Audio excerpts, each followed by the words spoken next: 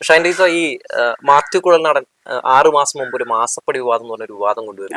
മുഖ്യമന്ത്രിയുടെ മകളെയൊക്കെ വല്ലാതെ കടന്നാക്രമിക്കുന്നു. മാധ്യമങ്ങളിലൊക്കെ നിറഞ്ഞു നിൽക്കുകയായിരുന്നു. ഓരോ മണിക്കൂർ ഇടവിട്ട് മാധ്യമങ്ങളെ കണ്ട് ഇദ്ദേഹം പല തെളിവുകൾ എന്ന രീതിയിൽ പല A4 സൈസ് പേപ്പറുകൾ കൊടുക്കുന്ന സാഹചര്യം ഉണ്ടായി. ഇപ്പൊ വിജിലൻസ് കോടതി അത് തള്ളിയിരിക്കുകയാണ്. പക്ഷെ മാധ്യമങ്ങൾക്ക് ഇതൊരു വാർത്തയല്ല. മാധ്യമങ്ങളിലെ വാർത്ത മുഖ്യമന്ത്രി വിദേശത്ത് പോയതാണ്. എങ്ങനെയാണ് ഇത് നോക്കിക്കാണുന്നത്? ഒന്ന്, മാധ്യമങ്ങളുടെ ഇപ്പോഴത്തെ ഒരു താല്പര്യം എന്ന് പറയുന്നത് വിവാദങ്ങൾ സൃഷ്ടിച്ച് അവർക്ക് റേറ്റിംഗ് കൂട്ടുക, ബിസിനസ് ഉണ്ടാക്കുക, പണം ഉണ്ടാക്കുക എന്നുള്ളതാണ്.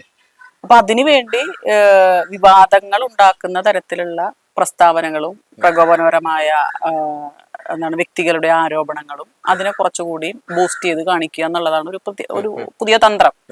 ആ തന്ത്രത്തിന്റെ പിന്നിൽ രാഷ്ട്രീയം ഉണ്ടോ എന്നുള്ളത് വളരെ സങ്കുചിതമായ രാഷ്ട്രീയ ലക്ഷ്യത്തോടു കൂടിയാണ് കേരളത്തിലെ അല്ലെങ്കിൽ ഇന്ത്യയിലെ ഏതാണ്ട് ഒരു 98% മാധ്യമ പ്രവർത്തനവും ഇന്ന് നടന്നുകൊണ്ടിരിക്കുന്നത്. അതിൽ പ്രവർത്തകരായിട്ടുള്ളവരും മാധ്യമ പ്രവർത്തകരും നിർഭാഗ്യവശാൽ അവർക്ക് ജീവിക്കാനുള്ളൊരു മാർഗം എന്നുള്ള രീതിയിൽ കണ്ടുകൊണ്ട് ഈ കോക്കസിന്റെ അടിമകളായി പോകുന്ന ഒരു സാഹചര്യം തന്നെയാണ്. അപ്പൊ അതിലിപ്പോ മാത്യു കുഴൽനാടനുമായി ബന്ധപ്പെട്ട് അദ്ദേഹം ഉന്നയിച്ച വിഷയങ്ങൾ, ആ വിഷയം ഉന്നയിച്ച സമയത്ത് മാധ്യമങ്ങൾ വലിയ രീതിയിൽ പ്രോത്സാഹിപ്പിച്ചു. എന്തോ വരാൻ പോകുന്നു, വലിയ തോതിൽ അഴിമതി നടന്നിരിക്കുന്നു, മുഖ്യമന്ത്രി സ്വജന പക്ഷപാതിത്വം കാണിച്ചു, അല്ലെങ്കിൽ മകളോടുള്ള താല്പര്യപ്രകാരം വലിയ ബിസിനസ് അവർക്ക് കൊടുത്തു, അങ്ങനെ കോടികൾ അഴിമതി നടത്തിയിരിക്കുന്നു എന്നൊക്കെ പറഞ്ഞു. അപ്പോ ഓരോ ദിവസവും മാത്യു കുഴൽനാടൻ പറയുന്ന പ്രസ്താവനകൾ എന്തോ ഒരു വലിയ ഒരു പ്രവാചകന്റെ വാക്യങ്ങളായിട്ടാണ് കേരളത്തിലെ ജനങ്ങൾക്ക് മുന്നിൽ ഈ മാധ്യമങ്ങളൊക്കെ വെച്ചു കൊടുത്തത്. അപ്പൊ ഇതില് വലിയ കോടതിയിലേക്ക് പോകുന്നു, ഇപ്പൊ പിണറായി വിജയൻ വീഴും, അല്ലെങ്കിൽ മുഖ്യമന്ത്രി വീഴും, മുഖ്യമന്ത്രിയുടെ മകളും കുടുംബം അടക്കം ജയിലിലേക്ക് പോകും എന്നൊക്കെയുള്ള ഒരു പ്രതീതി സൃഷ്ടിച്ച് എനിക്ക് തോന്നുന്നു ഒരു സീരിയൽ, ഇന്നത്തെ ഇപ്പോ സീരിയൽ പോലും ആളുകൾ കാണാൻ മടിക്കുകയാണ്. സീരിയലിനേക്കാൾ വെല്ലുന്ന സസ്പെൻസ് ഇങ്ങനെ ഓരോ ദിവസവും പറഞ്ഞു അവസാനം ഒന്നുമില്ല, അതായത് ഉള്ളി തൊണ്ട് കളയുന്നത് പോലുള്ള ഒരവസ്ഥയിലേക്ക്, തൊലി കളഞ്ഞപ്പോ ഒന്നുമില്ല അതിൻ്റെ അകത്ത്. അപ്പൊ കോടതി പോലും വിമർശിക്കുകയാണ്. ഒരു ഉത്തരവാദിത്തപ്പെട്ട ഒരു ജനപ്രതിനിധി ഒരു കഴമ്പുമില്ലാതെ തികച്ചും രാഷ്ട്രീയ പ്രേരിതമായി, കോടതിയുടെ നിരീക്ഷണവും വിധിയും അങ്ങനെ തന്നെയാണ്, തികച്ചും രാഷ്ട്രീയ പ്രേരിതമായി കോടതിയുടെ സമയം കളയാൻ, ഈ സമൂഹത്തെ തെറ്റിദ്ധരിപ്പിക്കാൻ, രാഷ്ട്രീയ സമൂഹത്തെ തെറ്റിദ്ധരിപ്പിക്കാൻ ചെയ്തിട്ടുള്ള പൊതുപ്രവർത്തകർക്കെതിരെ അപഹാസ്യകരമായ ഒരു നിലപാടാണ് സ്വീകരിച്ചിട്ടുള്ളതെന്ന് വളരെ കൃത്യമായി കോടതി വിധിച്ചിട്ടുണ്ട്. പക്ഷെ അതിനെക്കുറിച്ച് ചർച്ചയില്ല. ഈ ഉണ്ടാക്കിക്കൊണ്ടുവന്ന ഈ വലിയൊരു ബോംബ്, ആ ബോംബ് ഇങ്ങനെ വലുതാക്കി കൊണ്ടുവന്നു, പൊട്ടിക്കഴിഞ്ഞപ്പോ അതൊന്നുമില്ല, വെറുതെ ചീറ്റിപ്പോകുന്ന ഒരു ഉണ്ടയില്ല വെടിയാണ് എന്ന് ബോധ്യപ്പെട്ടിട്ട് പോലും ഇത് ഇങ്ങനെയാണ് നടന്നതെന്ന് അവര് തന്നെ സമൂഹത്തോട് ഒരു സ്വയം കറക്റ്റ്നെസിന്റെ ഭാഗമായിട്ട് പറയേണ്ടതാണ്. ഒരു കാര്യം കൊണ്ടുവന്നിട്ട് അതിന്റെ ബാക്കി പത്രം എന്താണ് അത് പറയാൻ മാധ്യമങ്ങൾ ബാധ്യസ്ഥരാണ്. ജനാധിപത്യ സമൂഹത്തിൽ ജനങ്ങളോട് ഒരു കാര്യം ഇവർ പറഞ്ഞു വെച്ചു, ആ പറഞ്ഞു വെച്ചതിൽ ഞങ്ങൾക്ക് പിശക് പറ്റി, അല്ലെങ്കിൽ ആ പറഞ്ഞ ആള് ഈ സമൂഹത്തെ തെറ്റിദ്ധരിപ്പിക്കുകയാണ് ചെയ്തത്, രാഷ്ട്രീയ സമൂഹത്തെയും പൊതുസമൂഹത്തെയും തെറ്റിദ്ധരിപ്പിക്കുകയാണ് ചെയ്തത്, മാധ്യമങ്ങളെ തെറ്റിദ്ധരിപ്പിക്കുകയാണ് ചെയ്തത് എന്ന് കൃത്യമായി കോടതി പറഞ്ഞു വെച്ചിട്ടുണ്ട് എന്നെങ്കിലും പറയാനുള്ള ഒരു മര്യാദ, ഒരു മാധ്യമരംഗത്തെ മര്യാദ ഉണ്ടാവുമല്ലോ, എല്ലാ രംഗത്തും അതിൻ്റെതായ ഒരു മര്യാദ ഉണ്ടല്ലോ. ആ ഒരു മര്യാദ, ഒരു ജനാധിപത്യപരമായ മര്യാദ മാധ്യമങ്ങൾ 1% പോലും കാണിച്ചില്ല എന്നുള്ളതാണ്. അപ്പൊ അതിൽ നമുക്ക് ഇന്നിപ്പോ ആശ്രയം, എനിക്ക് തോന്നുന്നു അതുകൊണ്ട് തന്നെ ഇപ്പൊ ഈ മാധ്യമങ്ങളിലെ അന്തിച്ചർച്ചകൾ അതൊക്കെ ഒരു കാലത്ത് ഇപ്പൊ ഞാനൊക്കെ വളരെ ശ്രദ്ധാപൂർവം കേട്ടിട്ടുള്ള ഒരു കാലം ഉണ്ടായിരുന്നു. അത് എന്തെങ്കിലുമൊക്കെ കിട്ടും ആ സംവാദങ്ങളിൽ നിന്ന്, അങ്ങനെയാണ് കണ്ടിരുന്നത്, സംവാദമായിട്ടാണ് കണ്ടിരുന്നത്. പക്ഷെ അത് വെറുതെ ഒരു അലമ്പ് പരിപാടിയായി മാറിയതിനു ശേഷം TV വെക്കാറ് പോലും ഇല്ല. TV ഇപ്പൊ ഉപയോഗിക്കുന്നത് വല്ലപ്പോഴും നല്ല സിനിമ ഉണ്ടെങ്കിൽ, നെറ്റ്ഫ്ലിക്സിൽ പോലുള്ള മീഡിയയിൽ സിനിമകൾ ഉണ്ടെങ്കിൽ അത് കാണുക എന്നല്ലാതെ അതിനപ്പുറത്ത് അതിൽ നിന്നൊന്നും കിട്ടാനില്ലാത്ത അവസ്ഥ. അതിനേക്കാൾ എത്രയോ ഭേദമാണ് നമ്മുടെ റേഡിയോ, FM പോലുള്ള റേഡിയോകൾ. അതായത് കുട്ടികളത് കേട്ടാലും മോശം വരില്ല, കാരണം നല്ല സാധനങ്ങളാണ് ഒരു പരിധി വരെ അറിവായിട്ടും പാട്ടുകളായിട്ടും സന്ദേശങ്ങളായിട്ടും ഒക്കെ കൊടുക്കുന്നത്. അപ്പൊ അതിനെ അപേക്ഷിച്ച് നോക്കുമ്പോ ഈ വിഷ്വൽ മീഡിയ വലിയ തോതിൽ, വിഷ്വൽ മീഡിയ എന്ന് പറഞ്ഞാൽ ഇങ്ങനെയുള്ള മാധ്യമങ്ങൾ, പൊതുമാധ്യമങ്ങൾ വലിയ തോതിൽ പരാജയപ്പെട്ട ഒരു സാഹചര്യമാണ് നിൽക്കുന്നത്. അപ്പോ അതിന് ബദലായി എന്തും ഉയർന്നു വരുമല്ലോ, ഒരു കൗണ്ടർ എന്നുള്ള രീതിയിൽ ഉയർന്നു വന്നതാണ് സോഷ്യൽ മീഡിയ. ആ സോഷ്യൽ മീഡിയക്കകത്തും നെഗറ്റീവ് ഇഷ്ടം പോലെയുണ്ട്. കാരണം എങ്ങനെ ഒരാളെ കൊല്ലാം, ഒരു പ്രസ്ഥാനത്തെ കൊല്ലാം, ഒരു ആശയത്തെ കൊല്ലാം എന്ന് അന്വേഷിച്ച് നടക്കുന്ന സോഷ്യൽ മീഡിയ ഒരു വിഭാഗമുണ്ട്. പക്ഷെ കുറെ കാര്യങ്ങൾ തുറന്നു പറയാൻ സാധ്യത ഉള്ള ഒരു മേഖലയാണ് സോഷ്യൽ മീഡിയ. ആ സോഷ്യൽ മീഡിയയിൽ നന്നായിട്ട് ഉപയോഗിക്കുന്നുണ്ട്. അപ്പൊ ആ സോഷ്യൽ മീഡിയയിലാണ് ജനങ്ങൾ കൂടുതൽ അഭയം പ്രാപിക്കുന്നത്. അവിടെ എന്താണ് പറയുന്നത്? ടി വിയിൽ, ഏഷ്യാനെറ്റിലോ അല്ലെങ്കിൽ മലയാള മനോരമയിലോ മാതൃഭൂമിയിലോ ഒക്കെ പറയുന്നതിനേക്കാൾ കൂടുതലധികം പൊതുജനം ഇപ്പൊ കേൾക്കാൻ ആഗ്രഹിക്കുന്നത്, പ്രത്യേകിച്ച് യൂത്ത് ആശ്രയിക്കുന്നത് സോഷ്യൽ മീഡിയ തന്നെയാണ്. അതിന്റെ കാരണം ഇതാണ്. എന്താണ് അതിന്റെ എന്താ ശരി തെറ്റുകൾ എന്താണ്, അല്ലെങ്കിൽ ഇരുപുറവും എങ്ങനെയാണ് എന്ന് അറിയണമെങ്കിൽ ജനങ്ങൾ സോഷ്യൽ മീഡിയ തപ്പ് തന്നെ വേണം. അപ്പൊ അതിപ്പോ ന്യൂ ജനറേഷൻ ആ ഒരു രീതിയിലേക്ക്, ആ ഒരു ട്രെൻഡിലേക്ക് മാറിയിട്ടുണ്ട്. ടീച്ചർ, അതെ, ഈ വിജിലൻസ് കോടതിയിൽ നിന്ന് കിട്ടിയ തിരിച്ചടി മാധ്യമങ്ങൾ എങ്ങനെയാണ് കൊടുത്തത്? അതായത് മാത്യു കുഴൽനാടൻ കിട്ടിയ തിരിച്ചടി സത്യത്തിൽ മാധ്യമങ്ങൾക്ക് കൂടി കിട്ടിയ ഒരു തിരിച്ചടിയല്ലേ? തീർച്ചയായിട്ടും. അത് ഞാൻ സൂചിപ്പിച്ചല്ലോ, മാധ്യമങ്ങൾക്ക് കിട്ടിയ തിരിച്ചടിയാണ്. അതുകൊണ്ടാണ് അവർ മിണ്ടാതിരിക്കുന്നത്. അവരിതില് എന്തോ വലിയ ആഹ്ലാദത്തോടു കൂടിയാണ്, ഒരു ആത്മരതിയോടു കൂടിയാണ് ഈ സംഭവങ്ങളൊക്കെ, പ്രത്യേകിച്ച് ഇടതുപക്ഷ രാഷ്ട്രീയത്തിനെതിരെ അടിക്കാൻ കിട്ടുന്ന ഓരോ വടിയും ഓരോ ആയുധവും അവര് വളരെ കൃത്യമായി ആസ്വദിച്ചാണ് മാധ്യമങ്ങളിലൂടെ എയർ ചെയ്യുന്നത്. അപ്പൊ അതിനുശേഷം അയ്യോ അതൊന്നുമില്ലേ എന്ന് ഇവര് പരസ്പരം അതിന്റെ അകത്തിരുന്ന് ചോദിക്കുന്നുണ്ടാവാം. ഇനിയിപ്പോ നമ്മൾ എന്ത് ചെയ്യും? അപ്പോഴാണ് വേറെ എന്തെങ്കിലും കൊണ്ടുവരാൻ പറ്റുമോ? അവിടെയാണ് നമുക്കറിയാം, ഇപ്പോ മുഖ്യമന്ത്രിയും കുടുംബം സഹിതം വിദേശയാത്രയ്ക്ക് പോയി. ഈ കേരളത്തിൽ നിന്ന് ഇപ്പോ വിദേശയാത്രയ്ക്ക് പോവാത്തതാരാ? അല്ലേ? അപ്പൊ ഒരു പൊതുപ്രവർത്തകർക്ക് ഇതൊന്നും പാടില്ല എന്ന് വല്ല നിഷ്കർഷം. അതായത് 221 പ്രാവശ്യമാണ് ഈ UDF ഭരിക്കുന്ന കാലത്ത് ഇവരൊക്കെ യാത്ര നടത്തി. അതൊന്നും വലിയ സംഭവം. ആദ്യമായിട്ട് ഇവിടുന്ന് ഒരു മുഖ്യമന്ത്രി വിദേശത്ത് പോകുന്നവരെയാണ് ഇത് അവതരിപ്പിക്കുന്നത്. അതെ, കേരള ചരിത്രത്തിൽ അല്ലെങ്കിൽ കേരള രാഷ്ട്രീയ ചരിത്രത്തിൽ ആദ്യമായി ഒരു മുഖ്യമന്ത്രിയും കുടുംബവും, അത് പിണറായി വിജയൻ ആയതുകൊണ്ട്, അല്ലെങ്കിൽ ഇടതുപക്ഷ ഗവൺമെന്റിന്റെ ഭരണ നേതൃത്വമാണെങ്കിൽ അത് വലിയ വിവാദം സൃഷ്ടിക്കുകയാണ്. ബാക്കിയുള്ളവർക്ക് എന്തുമാകാം എന്നാണ് ഇവരൊക്കെ. അപ്പോ ഇടതുപക്ഷ രാഷ്ട്രീയത്തിന് കൃത്യമായ ഒരു അതിർവരമ്പ് ഇവരുണ്ടാക്കുകയാണ്, ഈ വലതുപക്ഷ മാധ്യമങ്ങൾ ഉണ്ടാക്കുകയാണ്. നിങ്ങൾ ഇങ്ങോട്ട് പോകാൻ പാടില്ല, അങ്ങോട്ട് പോകാൻ പാടില്ല. ചില യാഥാസ്ഥിതിക എന്താ പറയാ മൂല്യങ്ങൾ മതത്തിന്റെ അടിസ്ഥാനത്തിലൊക്കെ വെച്ച് പുലർത്തുമല്ലോ, ഇന്നും കാലം മാറിയിട്ട് എന്ന് പറഞ്ഞതുപോലെ ചില എഴുതപ്പെടാത്ത നിയമങ്ങൾ വലതുപക്ഷ രാഷ്ട്രീയക്കാരുടെ തലയിൽ അടിച്ചേൽപ്പിക്കുകയാണ് ഇവർ ചെയ്യുന്നത്. അവർക്ക് എന്തുവാകാം. ഇപ്പൊ കേരളത്തിനകത്ത് ഒരു മുഖ്യമന്ത്രിക്ക് വയ്യാണ്ടായിട്ട് നീന്തൽക്കുളം ഉണ്ടാക്കിയോ രാഷ്ട്രീയം സാഹചര്യം കേരളത്തിൽ ഉണ്ടായിട്ടുണ്ട്. അതിനൊന്നും ഒരു കുഴപ്പമില്ല. പക്ഷെ നേരെ മറിച്ച് പിണറായി വിജയനാണ് മുഖ്യമന്ത്രി എന്നുള്ള നിലയ്ക്ക് ഒരു ആയുർവേദ ചികിത്സയ്ക്ക് പോയിട്ടുണ്ടെങ്കിൽ അത് വലിയ വിവാദം, അത് കത്തി ഒരാഴ്ചത്തേക്ക് അന്തിച്ചർച്ചയാവും. അതുപോലെ നമുക്കറിയാം, ആ വെള്ളപ്പൊക്കം വന്ന സമയത്ത്, കോവിഡ് ആണോ ആ വെള്ളപ്പൊക്കത്തിന്റെ സമയത്ത്, നമ്മുടെ ആലപ്പുഴയിലെ ഒരു പാർട്ടി ബ്രാഞ്ച് സെക്രട്ടറി അദ്ദേഹം ആ ക്യാമ്പിനകത്തുള്ള ആളുകൾക്ക് കുറെ ഭക്ഷ്യവസ്തുക്കൾ സമാഹരിക്കാൻ വേണ്ടി എന്തോ 100 രൂപയിൽ താഴെ പിരിവ് വന്ന് ഓമനക്കുട്ടൻ സഖാവ് എത്ര ദിവസം ചർച്ചയായിരുന്നു അത്, ഇല്ലേ? എന്നാൽ ഇതേ മാധ്യമങ്ങൾ ഈ ഇപ്പോ എന്താ ഇലക്ട്രൽ ബോണ്ട് 8,000 കോടി രൂപയാണ്, ഇല്ലേ, കോർപ്പറേറ്റുകളിൽ നിന്ന് വാങ്ങിയിട്ടുള്ളത്. ഇപ്പൊ കോവിഷീൽഡ് ഉത്പാദകരായിട്ടുള്ള കമ്പനിയിൽ നിന്ന് തന്നെ 52 കോടി വാങ്ങി. അപ്പൊ അതിന്റെയൊക്കെ ബലിയാടുകൾ ഗിനിപ്പന്നികളായിട്ടുള്ള ജനങ്ങളാണ് മരിച്ചു വീഴുന്നത്, അറ്റാക്കായും ഒക്കെ അടിച്ചു പോവാണ് ഇവിടെ. അതിനെ കുറിച്ചൊരു ചർച്ചയില്ല. അപ്പൊ 8,000 കോടി കട്ടെടുത്തവന് കുഴപ്പമില്ല, അല്ലെങ്കിൽ 3,000 അല്ലെങ്കിൽ 2,000 കോടി വില പറഞ്ഞ് വാങ്ങിയ കോൺഗ്രസിനും കുഴപ്പമില്ല. ഇതൊന്നും വാങ്ങാത്ത ഇടതുപക്ഷത്തിനാണ് കുഴപ്പം, അവരാണ് കുഴപ്പക്കാർ എന്ന് സതീശൻ ഈ പറയുന്ന ഇലക്ട്രൽ ബോണ്ടിൽ നിന്ന് CPM പൈസ കൈപ്പറ്റി എന്ന് പറഞ്ഞതിന്റെ പേരിൽ അന്തിച്ചർച്ച നടത്തിയവരാണ്. ഉണ്ട്. അപ്പൊ ഇത് ചെയ്യാത്തവരെ കുറിച്ച് എന്താണ് ഇവർ പറയാത്തതെന്ന് കൃത്യമായി ജനങ്ങൾക്ക് ബോധ്യമാവും. ഇപ്പൊ എല്ലാ കാലത്തും ജനങ്ങളെ ഇത് പറഞ്ഞു പറ്റിക്കാൻ കഴിയില്ല എന്നുള്ളതിന്റെ ഒരു ഉദാഹരണമാണ് 2ാം വട്ടവും പിണറായി ഗവൺമെന്റ്, ഇടതുപക്ഷ ഗവൺമെന്റ് കേരളത്തിന്റെ ചരിത്രത്തിൽ ആദ്യമായി അധികാരത്തിൽ വന്നത്. ഇപ്പൊ പറഞ്ഞു വരുന്നത് എന്താണെന്ന് വെച്ചാല്, ഇപ്പോഴത്തെ ഭരണം മോശമാണ്. കഴിഞ്ഞ പ്രാവശ്യം പറഞ്ഞിരുന്നത് കഴിഞ്ഞ പ്രാവശ്യത്തെ ഭരണം മോശമാണ്, ഇപ്പൊ പറയുന്നത് ഇപ്പോഴത്തെ ഭരണം മോശമാണെന്നാണ്. അപ്പൊ ഇങ്ങനെ മോശമാണ് എന്ന് പറയുമ്പോഴും ഈ മാധ്യമങ്ങൾ ഈ പറയുന്ന വിവാദങ്ങൾ ഉന്നയിക്കുന്ന ആളുകൾക്ക് പഠിക്കേണ്ട ഒരു കാര്യം, ഇന്ത്യക്ക് 28 സംസ്ഥാനങ്ങളുണ്ട്. 28 സംസ്ഥാനങ്ങളിലും മികച്ച ജീവിത സാഹചര്യത്തോടു കൂടി ജീവിക്കുന്ന ജനങ്ങളുള്ളത് കേരളത്തിലാണ്. അതുപോലെ തന്നെ ഇന്ത്യയിൽ നടക്കുന്ന നിയമനങ്ങൾ, ഇപ്പൊ ആ മേഖലയിൽ പറഞ്ഞാൽ കേരള പബ്ലിക് സർവീസ് കമ്മീഷൻ വഴി, അതേപോലെ ഓരോ സ്റ്റേറ്റിലും അതിന്റെ പബ്ലിക് സർവീസ് കമ്മീഷൻ വഴിയുള്ള നിയമനങ്ങൾ മൊത്തം ഇന്ത്യയിൽ എടുത്താൽ 48% നടത്തിയിട്ടുള്ള ഒരു സ്റ്റേറ്റ് ആണ്. കേരളമാണ്. ആരോഗ്യത്തിൽ, വിദ്യാഭ്യാസ മേഖലയിലൊക്കെ സ്കൂൾ വിദ്യാഭ്യാസം ഏറ്റവും കൂടുതൽ മികവാർന്ന് നടത്തുന്ന സംസ്ഥാനത്തിൽ നമ്പർ 1 ആണ്. നീതി ആയോഗിന്റെ പട്ടികയിൽ നമ്മൾ നമ്പർ 1 ആണ്. സ്കൂൾ വിദ്യാഭ്യാസം ഏറ്റവും എൻറീച്ച് ആയിട്ടുള്ള മികവ് പുലർത്തിയ ഒരു സംസ്ഥാനം. അപ്പൊ അങ്ങനെ എത്രയോ നിരവധിയായിട്ടുള്ള ഏറ്റവും കൂടുതൽ ജനങ്ങൾക്ക് ഇന്റർനെറ്റ് അവകാശമാണ് എന്ന് പ്രഖ്യാപിച്ച ഏറ്റവും ആധുനികമായ ഒരു മേഖലയ്ക്കകത്ത് ഇന്ത്യയിൽ 28 സംസ്ഥാനങ്ങൾ എടുക്കുമ്പോഴും ഇന്ന് അവിടേക്ക് കുടിവെള്ളം പോലും ഇല്ല. പ്രാഥമിക കൃത്യം നിർവഹിക്കാൻ പോലും ജനങ്ങൾക്ക് അവകാശം ചെയ്തു കൊടുക്കുന്നില്ല, സൗകര്യം ചെയ്തു കൊടുക്കുന്നില്ല.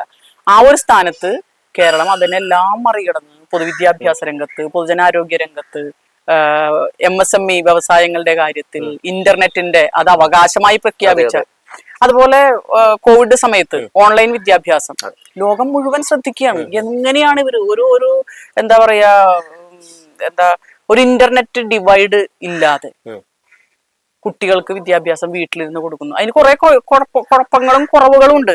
കാരണം നമ്മൾ ആ ഒരു തരത്തിലേക്ക് വളർന്നൊരു സമൂഹമല്ല. പക്ഷെ എങ്കിലും ഉള്ളത് വെച്ച് മറ്റ് യൂറോപ്യൻ രാജ്യങ്ങളെ പോലും അമ്പരിപ്പിക്കുന്ന തരത്തിൽ നമ്മളത് കൈകാര്യം ചെയ്തു എന്നുള്ളതാണ്. ഒരു ക്ലാസ് മുറിക്കകത്ത് കുട്ടിയിരിക്കുമ്പോൾ കിട്ടുന്ന ഒരു ഇന്ററാക്ഷൻ നടക്കില്ല. പക്ഷേ ആ ഒരു സാഹചര്യത്തിൽ, ഒരു കോവിഡ് സാഹചര്യത്തിൽ ടീച്ചർ ഒരു സ്ഥലത്തും കുട്ടി വേറൊരു സ്ഥലത്തും ഇരുന്നുകൊണ്ട് എങ്ങനെ ഇതിനെ കൈകാര്യം. അപ്പൊ ഞാൻ സൂചിപ്പിച്ചത് ഏതാണ്ട് 24ഓളം വരുന്ന അവാർഡുകൾ കേരളത്തിന് ഇന്ത്യ ഗവൺമെന്റിന്റെ നീതി ആയോഗ് പോലുള്ള വിവിധ ഏജൻസികൾ, നാഷണൽ സാമ്പിൾ സർവേ ഓർഗനൈസേഷൻ ആണെങ്കിലും നാഷണൽ ക്രൈം റെക്കോർഡ്സ് ബ്യൂറോ ആണെങ്കിലും ഇങ്ങനെയുള്ള കേന്ദ്ര ഗവൺമെന്റിന്റെ ഏജൻസികളാണ് 24 അവാർഡുകൾ കൊടുക്കുന്നത്. എന്തുകൊണ്ട് ഈ വിവാദങ്ങൾ മാത്രം അല്ലെങ്കിൽ കേരളത്തിലെ ഗവൺമെന്റ് മോശമാണ് എന്ന് ചിത്രീകരിക്കാൻ പാടുപെടുന്ന മാധ്യമങ്ങൾ എന്തുകൊണ്ട് കാണുന്നില്ല? ഇതൊക്കെ ചെയ്യുന്ന സമയത്ത് ഇതൊക്കെ കിട്ടുന്നത് ഏറ്റവും നല്ല ഗുഡ് ഗവേണൻസ്. നോക്കൂ, ഒരു ഭരണം മോശമാണെന്ന് പറയുമ്പോ പിന്നെ നിങ്ങൾ കുറ്റം പറയേണ്ടത് തീർച്ചയായിട്ടും കേന്ദ്ര ഗവൺമെന്റിനാണ്. ഒരു ഭരണം മോശമായ കേരളത്തിലെ ഗവൺമെന്റിന് എന്തിനാണ് ഗുഡ് ഗവേണൻസിനുള്ള ഏറ്റവും നമ്പർ 1 അവാർഡ് കൊടുക്കുന്നത്? അപ്പൊ ഇവര് ജനങ്ങളെ കബളിപ്പിക്കുകയും പരിഹസിക്കുകയും അവഗണിക്കുകയും ഒക്കെ ചെയ്യുന്ന ഒരു വിഭാഗമായി മാധ്യമരംഗം മാറിയിട്ടുണ്ട്. ടീച്ചറെ സംബന്ധിച്ച് ടീച്ചറോട് LDFന്റെ സ്ഥാനാർത്ഥിയായിരുന്നു. ആ സമയത്തൊക്കെ ഈ പറയുന്ന പോലെ ഈ മാസപ്പടി വിവാദം എല്ലാ 20 ലോക്സഭാ മണ്ഡലങ്ങളും ഒരു കുട്ടി ആഘോഷിച്ചിരുന്നതാണ്. സത്യത്തിൽ ജനങ്ങളെ തെറ്റിദ്ധരിപ്പിക്കുകയല്ലായിരുന്നു. മാത്യുക്കുൾ നടൻ മാപ്പ് പറയേണ്ട ഒരു സാഹചര്യം നിലവിലില്ലേ? ഉണ്ട്, തീർച്ചയായിട്ടും ഉണ്ട്. അദ്ദേഹം എന്തൊക്കെയാണ് പറഞ്ഞത് ഞാൻ ഇപ്പൊ കൊണ്ടുവരും, ഇന്ന പേപ്പർ തെളിവുണ്ട്, ഇന്ന രേഖ എന്റെ കയ്യിലുണ്ട്, എല്ലാം ഉണ്ട്, ഇപ്പൊ പൊളിഞ്ഞു പാളീസാവും, ഇലക്ഷന് മുമ്പ് തന്നെ ചിലപ്പോ പിണറായി മന്ത്രിസഭ വീഴും. അപ്പൊ അതെനിക്ക് തോന്നുന്നു ഓരോ തെരഞ്ഞെടുപ്പ് വരുമ്പോഴും ഓരോ ഇഷ്യൂസ് അവര് കൊണ്ടുവരും. അതിങ്ങനെ വിവാദങ്ങൾ ഇങ്ങനെ റെഡിയാക്കി വെച്ചിരിക്കണം. ഒരു കാലഘട്ടത്തിൽ ലാവ്ലിനായിരുന്നു, എനിക്ക് തോന്നുന്നു അതിന്റെ ഒരു എയർ പോയി. അപ്പൊ ഇപ്പൊ അത് പറഞ്ഞിട്ട് കാര്യമില്ല എന്ന് ബോധ്യമായി. കാരണം കഴിഞ്ഞ തെരഞ്ഞെടുപ്പിലടക്കം ഈ ലാവ്ലിൻ പല തെരഞ്ഞെടുപ്പിലും അവർ ഉപയോഗിച്ചു. കഴിഞ്ഞ ലാസ്റ്റ് തെരഞ്ഞെടുപ്പിൽ ഇത് തന്നെ ഉപയോഗിച്ചു. പക്ഷെ ഏറ്റില്ല എന്ന് മാത്രമല്ല, നിലവിലുണ്ടായിരുന്ന സീറ്റിനേക്കാൾ കൂടുതൽ സീറ്റ് വാങ്ങി ഇടതുപക്ഷ അധികാരത്തിൽ വന്നു. അപ്പൊ പിന്നെ ഇപ്പൊ അത് പറഞ്ഞാൽ രക്ഷയില്ല എന്ന് മനസ്സിലായത് പോയി. ഉണ്ടായില്ല, വെടിയാണെന്ന് എല്ലാവർക്കും മനസ്സിലായി. പിന്നെ പറയാൻ പറ്റുന്ന ഉണ്ടായിക്കൊണ്ടുവരികയാണ്. ഇപ്പോ UDFന്റെ പ്രകടന പത്രികയിൽ 8ാം പേജിൽ ഇന്ന ലൈനിൽ പൗരത്വ ഭേദഗതി അനുച്ഛേദം 14 പറഞ്ഞിട്ടുണ്ട്. നിങ്ങൾ ആ രേഖ നോക്കൂ. ഇത് മനുഷ്യര് ഈ മാധ്യമങ്ങൾ പ്രതിപക്ഷ നേതാവാന്നുള്ളത്. അതെ. അപ്പൊ അത് ഇവരങ്ങനെ പരീക്ഷിച്ച് വിജയിച്ചിട്ടുണ്ട് മുൻകാലങ്ങളിൽ. ഈ നുണ പറഞ്ഞ് അല്ലെങ്കിൽ വിവാദങ്ങൾ ഉണ്ടാക്കി അതിന്റെ പിന്നാലെ ജനങ്ങളുടെ ശ്രദ്ധ തിരിച്ചുവിട്ട് രാഷ്ട്രീയ നേട്ടം ഉണ്ടാക്കിയിട്ടുണ്ട്. അപ്പൊ ആ നേട്ടം വീണ്ടും ഉണ്ടാക്കാൻ പറ്റുമോ എന്ന് ഇവര് പരിശ്രമിക്കുകയാണ്. മാധ്യമങ്ങളും അവിടെ കൂടെ നിന്നിട്ടുണ്ട്. അന്നൊന്നും ഒരു കാര്യം പറയട്ടെ, അന്നൊന്നും ഈ സോഷ്യൽ മീഡിയ അത്ര റിലവന്റ് ആയിരുന്നില്ല, ഉയർന്നു വന്നിട്ടില്ല. അപ്പൊ ഇവര് പറയുന്നതും ഇവരുടെ ഒപ്പം നിന്ന് മാധ്യമങ്ങൾ പറയുന്നതും മാത്രമാണ് ജനങ്ങൾക്ക് ആകെ ഒരു ഇൻഫർമേറ്റീവ് ആയിട്ട് ഇവർക്ക് കിട്ടുന്നുള്ളൂ. അതിനപ്പുറത്ത് ഇങ്ങനെയും കൂടി ഒരു ശബ്ദമുണ്ട്, ഇപ്പുറത്ത് ഇങ്ങനെ കുറച്ച് കാര്യങ്ങൾ കൂടി ഉണ്ട് എന്ന് പറയാൻ സോഷ്യൽ മീഡിയ രംഗത്ത് വന്നു. അപ്പോഴാണ് ഇവരുടെ ഈ പറച്ചിലിനൊക്കെ പണി കിട്ടിയത്. ടീച്ചർ ഇപ്പൊ പറഞ്ഞപ്പോൾ ഒരു കാര്യം ഓർത്ത്, ഈ പൗരത്വ ഭേദഗതി നിയമത്തെ കുറിച്ച് ഞങ്ങൾ നടപ്പിലാക്കില്ല എന്ന് 8ാമത്തെ പേജിൽ കൊടുത്തിട്ടുണ്ടെന്ന് പ്രതിപക്ഷ നേതാവ് പറയുമ്പോൾ അങ്ങനെ തന്നെ അതിന്റെ ഒരു വാസ്തവം പോലും പരിശോധിക്കാതെ മലയാള മനോരമയൊക്കെ വാർത്തയൊക്കെയാണ് അതിനെ വിമർശിച്ചുകൊണ്ട് LDF രംഗത്തേക്കൊന്നൊരു സാഹചര്യമൊക്കെ ഉണ്ടായിരുന്നു. അല്ലെ, മനോരമയുടെ മിക്കവാറും എല്ലാ വാർത്തകളും നമുക്ക് ശ്രദ്ധിച്ചാൽ മനസ്സിലാവും. ഇപ്പൊ ഗവൺമെന്റ് ചെയ്യുന്ന നല്ല കാര്യങ്ങൾ മനോരമയുടെ ഉൾപേജിൽ ഒളിപ്പിച്ച് ഏതെങ്കിലും ഒരു ചെറിയൊരു പാരഗ്രാഫ് മാത്രമായി ലാസ്റ്റ് കോളം ന്യൂസായി ഒക്കെ തന്നെ കൊടുക്കുകയുള്ളൂ. ആ സമയത്ത് LDFന് എന്തെങ്കിലും കുഴപ്പം പറ്റിയ ഒരു വാർത്തയാണെങ്കിൽ ഏറ്റവും ഫ്രണ്ട് പേജിൽ ഫസ്റ്റ് ഹെഡ്ലൈനോടുകൂടി കൊടുക്കും. അപ്പൊ അതിനൊരു ഉദാഹരണം, തിരുവനന്തപുരത്ത് ഒരു കർഷകൻ ആത്മഹത്യ ചെയ്തു. ഓ. കോൺഗ്രസിന്റെ കോപ്പറേറ്റീവ് സൊസൈറ്റിക്കകത്ത് 5 ലക്ഷം രൂപ ഇൻവെസ്റ്റ് ചെയ്ത് അദ്ദേഹത്തിന്റെ മകളുടെ വിവാഹ സമയത്ത് അതെടുക്കാൻ വേണ്ടി പലവട്ടം ബാങ്കിൽ ചെന്നു, കിട്ടിയില്ല. അവസാനം അയാൾക്ക് കിട്ടൂല എന്ന് അയാൾക്ക് ബോധ്യം വന്നിട്ടായിരിക്കുമല്ലോ അയാൾ ആ കൃത്യം ചെയ്തത്. അതിനെക്കുറിച്ച് മനോരമയിലോ മാതൃഭൂമിയിലോ ഒക്കെയുള്ള വാർത്ത നിങ്ങൾ ശ്രദ്ധിച്ചാൽ അറിയാൻ കഴിയും. ഉൾപേജിൽ ഒരു വിവാദവും ഇല്ല, ഒരു അന്തിച്ചർച്ചയില്ല. ഒരാള് മരിച്ചു, മരിച്ചത് ശരി, പക്ഷേ അത് വാർത്തയാവാതിരിക്കാൻ കാരണം ആ ബാങ്ക് കോൺഗ്രസ് നടത്തുന്ന ബാങ്കാണ്. അപ്പൊ അങ്ങനെ കോൺഗ്രസിന് ഒരു കാരണവശാലും മോശപ്പെടുത്താൻ പറ്റില്ല. എന്നാൽ ഇതേ സ്ഥാനത്ത് അതിന്റെ എനിക്ക് തോന്നുന്നു അതിൻ്റെ അകത്ത് മാധ്യമങ്ങൾ സോഷ്യൽ മീഡിയയിൽ വളരെ രസകരമായ കമന്റുകൾ ഉണ്ടായിരുന്നു. ഈ ബാങ്ക് ഇരിക്കുന്നതിന്റെ അയൽവക്കത്ത് ഒരു CPM കാരന്റെ വീടാണ്, അങ്ങനെയൊക്കെ പറഞ്ഞു. അല്ല, ഇത് ആളുകൾ മനസ്സിലാക്കുന്നുണ്ട്. അപ്പൊ ഞാനിത് ഒരു ഉദാഹരണമാണ്. ഞാൻ ഈ വലതുപക്ഷ മാധ്യമങ്ങൾ എങ്ങനെയാണ് ഇടതുപക്ഷ രാഷ്ട്രീയത്തോടും വലതുപക്ഷ രാഷ്ട്രീയത്തോടും സമീപനം എടുക്കുന്നതിനുള്ളതിന് ഏറ്റവും അവസാനത്തെ ഉദാഹരണമാണ് ഞാൻ സൂചിപ്പിച്ചത്. ഓമനക്കുട്ടൻ 79 രൂപ അവിടുത്തെ ആവശ്യങ്ങൾക്ക് വേണ്ടി ആ ജനങ്ങളിൽ നിന്ന് കളക്ട് ചെയ്തതിന് വലിയ വിവാദ വാർത്തയാക്കുകയും 8,000 കള്ളായി ചിത്രീകരിച്ചു, തയ്യാറായില്ല. അങ്ങനെ ഒരു നേരും നെറിവുമില്ലാത്ത ഇവർക്ക് വേറെ ഏതെങ്കിലും പണിക്ക് പോയി ജീവിച്ചൂടെ എന്നൊക്കെ ചിലപ്പോ തോന്നിപ്പോകും. ഞാനൊരു മാധ്യമ പ്രവർത്തകയോട് ഇപ്പൊ ഈ ഇലക്ഷന്റെ സമയത്ത് ഞാൻ ചോദിക്കേണ്ടി വന്നിട്ടുണ്ട്, നിങ്ങൾക്ക് കഴിവുണ്ടല്ലോ, എത്ര പണി വേറെ ഉണ്ട്, പോയി ജീവിച്ചൂടെ, എന്തിനാ ഇങ്ങനെ പൂരിപ്പിക്കാൻ ഞാൻ ഈ അവസരത്തിൽ ആഗ്രഹിക്കുന്നില്ല ഒരു വിവാദത്തിലേക്ക് പോകാൻ. അപ്പൊ എത്രയോ മാന്യമായ ജോലികളുണ്ട്. അല്പമെങ്കിലും പണം കിട്ടാൻ വേണ്ടി ഇതുപോലെ മോശമായി തൊഴിലെടുക്കുന്ന സമൂഹത്തിൽ വേറെ ഉണ്ടോ എന്ന് എനിക്കറിയില്ല. അത്രയ്ക്ക് മോശമായി തരംതാണ തരത്തിൽ പരസ്യമായിട്ട് ചോദിക്കുന്ന പോലെ വീഡിയോകളൊക്കെ സോഷ്യൽ മീഡിയയിൽ കാണാം. അതുപോലെ ഒരു കാര്യം കൂടി, രാഹുൽ ഗാന്ധി ഇവിടെ മത്സരിക്കാൻ പറ്റുന്ന സമയത്ത്, രാഹുൽ ഗാന്ധി വയനാട് വന്ന് മത്സരിക്കുന്ന സമയത്ത് ആനിരാജ പറഞ്ഞതാണ് വയനാട്ടിലെ ജനങ്ങളെ പറ്റിക്കുക. ഞാൻ ടീച്ചറിന് ഒരു തവണ ഇന്റർവ്യൂ ചെയ്യാൻ വന്നപ്പോൾ ഇതേ ചോദ്യം ചോദിച്ചപ്പോൾ ടീച്ചറും പറഞ്ഞൊരു കാര്യമാണ്, വയനാട്ടിലെ ജനങ്ങൾ പറ്റിക്കപ്പെടും. ഇപ്പോൾ കേൾക്കുന്നത് റായ്ബറേലിയിൽ അദ്ദേഹം പത്രിക സമർപ്പിച്ചു എന്നുള്ളതാണ്. കോൺഗ്രസിന്റെ ഈറ്റില്ലമാണ്, ആരെ നിർത്തിയാലും അവിടെ ജയിക്കുന്നുള്ള കാര്യം നമുക്കറിയാം. ഇനിയിപ്പോൾ വയനാട്ടിലെല്ലാം ജയിക്കുന്ന സാഹചര്യം ഉണ്ടായിട്ടുണ്ടെങ്കിൽ അവിടെ എന്തായാലും അദ്ദേഹം രാജിവെക്കുന്ന സാഹചര്യം ഉണ്ടാവും. ഇതിനെങ്ങനെയാണ് നോക്കുകയാണ്? പ്രത്യേകിച്ച് അദ്ദേഹം മത്സരിക്കുന്നത് BJP വലിയ തോതിൽ ഉള്ള സ്ഥലങ്ങളിലൊന്നുമല്ല, BJPക്ക് 9% മാത്രം വോട്ടുള്ള ഇടങ്ങളിലേക്ക് ഒന്നാണ് അദ്ദേഹം മത്സരിക്കുന്നത്. ഈ തെരഞ്ഞെടുപ്പിനെ ഞാൻ ആദ്യം സൂചിപ്പിച്ചു, എൻ്റെ ഒരു പരിമിതമായ ഒരു രാഷ്ട്രീയ അറിവ് വെച്ചിട്ട് ഇതൊരു രാഷ്ട്രീയ യുദ്ധമാണ്. ഈ യുദ്ധത്തിൽ എതിർവശത്ത് എതിരാളികളുണ്ട്, അപ്പുറവും 2 എതിർചേരികളുണ്ട്. ഈ എതിർചേരിയിൽ ജനങ്ങളുടെ പക്ഷത്ത് നിന്ന് കൃത്യമായ രാഷ്ട്രീയം നേരോടും നെറിവോടും കൂടെ പറയാൻ കഴിയുക എന്നുള്ളതിനൊരു തൻ്റെ ഇടം വേണം, ഒരു ധൈര്യം വേണം. എൻ്റെ രാഷ്ട്രീയത്തിനൊരു നേരുണ്ട്, ഒരു നെറിവുണ്ട്. അതിനെ ഫൈറ്റ് ചെയ്യാൻ വരുന്ന അപ്പുറത്ത് നിൽക്കുന്ന അവരുടെ രാഷ്ട്രീയത്തിന് അതില്ല എന്ന് പറയാനുള്ള ഒരു ഗഡ്സ് എന്ന് നമ്മൾ പറയൂലേ, ആ ഒരു രാഷ്ട്രീയമായ ഒരു ധൈര്യം, ഒരു സ്ട്രെങ്ത് കാണിക്കാൻ ഇപ്പോഴും കോൺഗ്രസിന് കഴിയുന്നില്ല. അതിന്റെ നേതൃത്വത്തിന്റെ സ്ഥാനത്ത് നിൽക്കുന്ന ശ്രീ രാഹുൽ ഗാന്ധിക്കും കഴിയുന്നില്ല എന്നുള്ളതാണ്. അദ്ദേഹം അങ്ങനെ വരണം എന്നാണ് കേരളത്തിലെ ഇന്ത്യയിലെയും ജനങ്ങൾ ഒരു പരിധി ആഗ്രഹിക്കുന്നത്. കാരണം ഈ ഒരു ഫാസിസ്റ്റ് ഭരണകൂടത്തെ മാറ്റി നിർത്താൻ ഒരു ദേശീയ അടിസ്ഥാനത്തിൽ ആരെങ്കിലും ഒരാൾ വേണം എന്നുള്ള താല്പര്യം അറിയാതെ മനുഷ്യന്റെ മനസ്സിൽ വരികയാണ് ഇന്ത്യക്കകത്ത്. പക്ഷെ ആ താല്പര്യത്തിനും ആ ആഗ്രഹത്തിനും ജനങ്ങളുടെ ആഗ്രഹത്തിനും അനുസരിച്ച് ഒരു 10% പോലും ഉയർന്ന് പ്രവർത്തിക്കാൻ നിർഭാഗ്യവശാൽ ശ്രീ രാഹുൽ ഗാന്ധിക്ക് കഴിയുന്നില്ല എന്നുള്ളതാണ്. അതിനുള്ള ഉദാഹരണമാണ് കഴിഞ്ഞ പ്രാവശ്യവും അദ്ദേഹം ഒളിച്ചോടി വരികയാണ്. ഈ BJPയുടെ ഈ ഭീകരമായ രാഷ്ട്രീയത്തിനെതിരെ, ഫാസിസ്റ്റ് രാഷ്ട്രീയത്തിനെതിരെ ഫൈറ്റ് ചെയ്യാൻ ഒട്ടും തന്നെ ഗഡ്സ് ഇല്ല തനിക്ക് എന്ന് തെളിയിക്കുന്നതായിരുന്നു കഴിഞ്ഞ പ്രാവശ്യവും വയനാട്ടിലേക്ക് ഓടി വന്നത്. ഇപ്പൊ കേരളം ഏറ്റവും സുരക്ഷിതമാണ്, സേഫാണ്. അതായത് രാഷ്ട്രീയമായ ഒരു പരിക്കെത്തൂല, കേരളത്തിലെ ജനങ്ങളിൽ നിന്നും വേറെ പ്രശ്നങ്ങളൊന്നും ഉണ്ടാവില്ല. അങ്ങനെയുള്ള ഒരു സംസ്കാര സമ്പന്നമായ രാഷ്ട്രീയ ബോധമുള്ള ഒരു ജനങ്ങളാണ് ഇവിടെ ഉള്ളത്. അപ്പൊ ഇവിടെ വന്നാൽ വേറെ പരിക്കൊന്നുമില്ലാതെ ജയിച്ച് രക്ഷപ്പെടാം. പക്ഷെ അതല്ല അദ്ദേഹം ചെയ്യേണ്ടിയിരുന്നത്. ഒരു സൈന്യത്തിന്റെ നേതൃത്വ സ്ഥാനത്ത് ഇരിക്കുകയാണല്ലോ, മുഖ്യ സൈന്യാധിപൻ എന്നുള്ള നിലയ്ക്ക് അദ്ദേഹം നിൽക്കുകയാണ്. അങ്ങനെ നിൽക്കണമെന്ന് ജനങ്ങളും ആഗ്രഹിക്കുകയാണ്. ആ സമയത്താണ് ഈ പടപേടിച്ച് ഓടുന്നത്, ഏറ്റവും സുരക്ഷിതമായ മേഖലയിലേക്ക് ഓടുന്നത്. അദ്ദേഹത്തിന് ഇപ്രാവശ്യവും അത് തന്നെ സംഭവിച്ചു. പക്ഷെ അദ്ദേഹം നോക്കി, പലയിടത്തൊക്കെ നോക്കി, പക്ഷെ ധൈര്യമില്ല. അതെ. അപ്പൊ അമേഠിയില് അദ്ദേഹത്തിന്റെ പൈതൃകമായൊരു മണ്ഡലമായിട്ട് കൊണ്ടുനടന്നൊരു കാലമൊക്കെ ഉണ്ടായിരുന്നു. അതൊക്കെ പോയി, ജനങ്ങളെ ഒറ്റപ്പെടുത്തി, അവിടെ രക്ഷയില്ല. ഇന്ത്യയിലെ ജനങ്ങൾ ആഗ്രഹിക്കുന്നത് അദ്ദേഹം ഈ ഫൈറ്റിനെ BJP-ക്കെതിരെ മുഖത്തോട് മുഖം നോക്കി ധൈര്യമായി രംഗത്തിറങ്ങണം എന്നുള്ളതാണ്.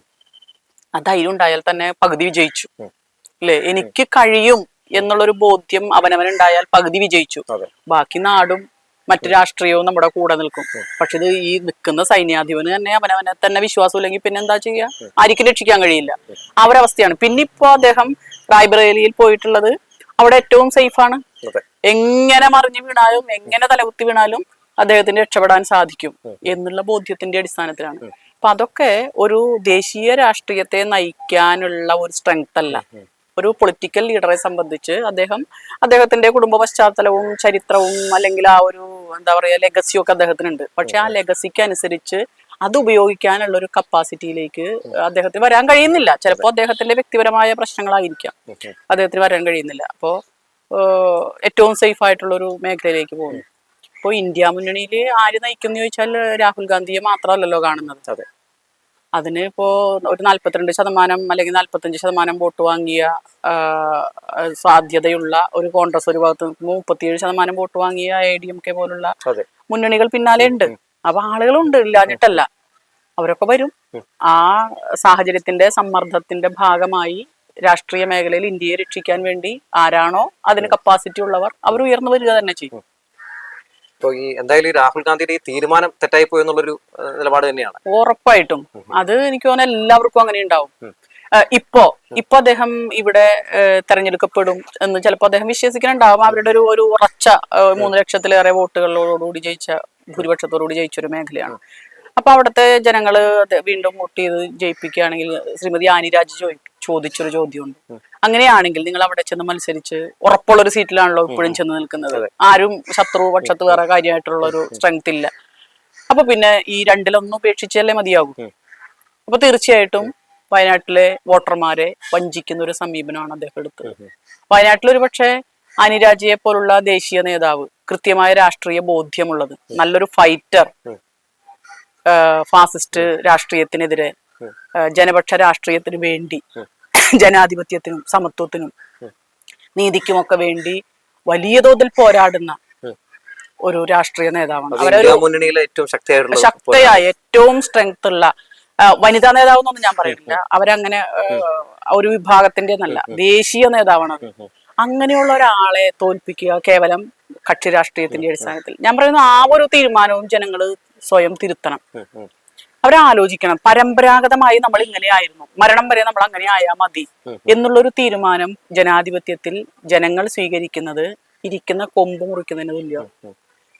അത് ഒരാൾക്ക് സ്ഥിരമായി ഇങ്ങനെ ഒരു സീറ്റ് പതിച്ചു കൊടുത്താൽ അതിന്റെ ദുരന്തം അനുഭവിക്കുന്നത് ആ വിഭാഗം ജനങ്ങൾ തന്നെയായിരിക്കും. ജനാധിപത്യത്തിൽ എപ്പോഴും നമുക്ക് ജനങ്ങൾക്ക് അഭിലഷണീയമായിട്ടുള്ളത് മാറ്റമാണ്. ആ മാറ്റം വന്നാൽ ഒരു ഭയം ഉണ്ടാവും. ഇപ്രാവശ്യം ശരിയായിട്ട് ഈ മണ്ഡലത്തെ സംരക്ഷിച്ചില്ലെങ്കിൽ അല്ലെങ്കിൽ ജനങ്ങളുടെ ആവശ്യങ്ങൾ നിവർത്തിച്ചില്ലെങ്കിൽ എനിക്ക് കിട്ടിയിട്ടുള്ള സ്ഥാനം എന്തായാലും പോകും. ഈ ജനാധിപത്യ പ്രക്രിയയിൽ, പാർലമെന്ററി ജനാധിപത്യത്തിൽ ജനങ്ങളെ ഈ ജനപ്രതിനിധികളെ റീകോൾ ചെയ്യുന്ന ചില അപൂർവം രാജ്യങ്ങളൊക്കെ ഉണ്ട്. പക്ഷെ നമുക്കത് ആയിട്ടില്ല. അപ്പൊ ആ ഒരു റീകോളിങ്ങിനുള്ള ഒരു അവസരമെങ്കിലും ആയി ഈ 5 വർഷം കഴിയുമ്പോഴെങ്കിലും ജനങ്ങൾ ആ തീരുമാനം മാറ്റണം. ഏത് മേഖലയാണെങ്കിലും ഏത് മണ്ഡലമാണെങ്കിലും സ്ഥിരമായി ഞാൻ എന്ത് തോന്നിയാസം ചെയ്താലും എനിക്കൊരു പ്രശ്നമില്ല, അല്ലെങ്കിൽ ജയിപ്പിച്ചു കഴിഞ്ഞിട്ട് പിന്നെ പോവുകയാണ്, ഈ സംസ്ഥാനം വിട്ടു പോവുകയാണ്, പിന്നെ അവരുടെ ഏജൻസികൾ ആരെങ്കിലും വന്നാലായി ചെയ്താലായി എന്നുള്ള രീതിയിൽ. അപ്പൊ ആ ഒരു രാഷ്ട്രീയ അന്ധത, ആ അന്ധത എല്ലാ ജനങ്ങളും മാറ്റണം. അവർക്ക് ജനങ്ങൾക്ക് എന്താണോ ഗുണകരമായിട്ടുള്ളത് അവരോട് ഒരു തിരിച്ചൊരു ബഹുമാനമുള്ള, ഞാൻ തമാശയായിട്ട് സൂചിപ്പിക്കാതെ വേറൊരു കാര്യമുണ്ട്. ഇപ്പൊ ഈ ഇലക്ഷന്റെ ആ ടൈം വരെ, വോട്ടിംഗ് ഡേറ്റ് വരെയും ഏറ്റവും രാജാവാരാ? ജനമാണ്. ആ വോട്ടിങ്ങിന്റെ അന്ന് വരെ ഈ മഷി ഇങ്ങോട്ട് വീണ് കഴിഞ്ഞാൽ പിന്നെ അവര് വേസ്റ്റാ. പിന്നെ 5 വർഷം ഇയാളുടെ പുറകെ ഓടി കിടക്കണം നമ്മൾ. അപ്പൊ അവനൊരു ഭയം വേണം. ഈ ജനപ്രതിനിധിക്ക് തീർച്ചയായിട്ടും ഒരു ഭയം ഉണ്ടാവണം, ഒരു ജനങ്ങളോടൊരു ഭയം ഉണ്ടാവണം, ഒരു കമ്മിറ്റ്മെന്റ് ഉണ്ടാവണം. അത് ഉണ്ടാക്കണമെങ്കിൽ ജനങ്ങൾ അടുത്ത പ്രാവശ്യം ബോധപൂർവം ഏതെങ്കിലും ചിഹ്നത്തിന് അടിമയാവുകയോ ഏതെങ്കിലും കക്ഷി രാഷ്ട്രീയത്തിന് അടിമയാവുകയോ ചെയ്യാതെ കൃത്യമായൊരു രാഷ്ട്രീയം ജനങ്ങൾക്ക് ഉണ്ടാവണം. കൃത്യമായ രാഷ്ട്രീയം. അവരുടെ ജീവിതത്തെ ബാധിക്കുന്നത്, അവരുടെ ഭാവിയെ ബാധിക്കുന്നത്, അവരനുഭവിക്കുന്ന ജനാധിപത്യവും മതനിരപേക്ഷതയും സമഭാവനയും ബാധിക്കുന്ന കൃത്യമായൊരു രാഷ്ട്രീയം അതെല്ലാ ജനങ്ങൾക്കും ഉണ്ടാവണം. അതാണ് ജനാധിപത്യത്തിന്റെ ഒരു വിജയം എന്ന് പറയുന്നത്. അത് ഇനിയും വരാനിരിക്കണം, വരണം. അതിന് പ്രതീക്ഷിക്കാം നമുക്ക്. അങ്ങനെ സംഭവിക്കട്ടെ.